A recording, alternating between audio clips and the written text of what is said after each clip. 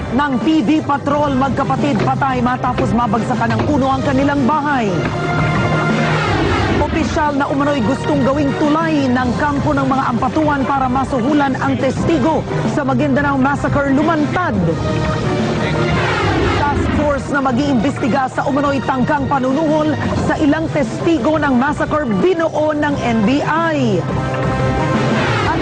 Usapang pagbabalik ni Willie Revillame Wawawi, sinagot ng ABS-CBN.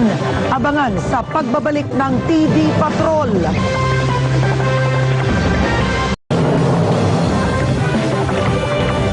At sa pagbabalik ng TV Patrol, paglagay ng pangalan ng mga politiko sa mga ipinagawang proyekto, Hepe ng NCRPO nagsorry sa pahayag ng Hepe ng Anti-Carnapping Unit na ABS-CBN News Team ang dahilan kaya hindi agad nadala sa ospital si Ivan Padilla.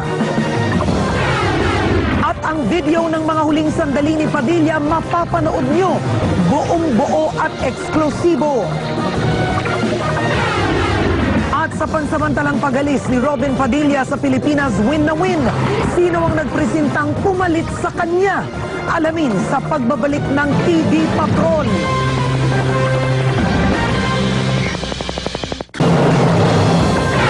Sa pagbabalik ng TV Patrol, 4 na truck nagkarambola sa South Luzon Expressway. 2 sugatan. Ang live report, abangan!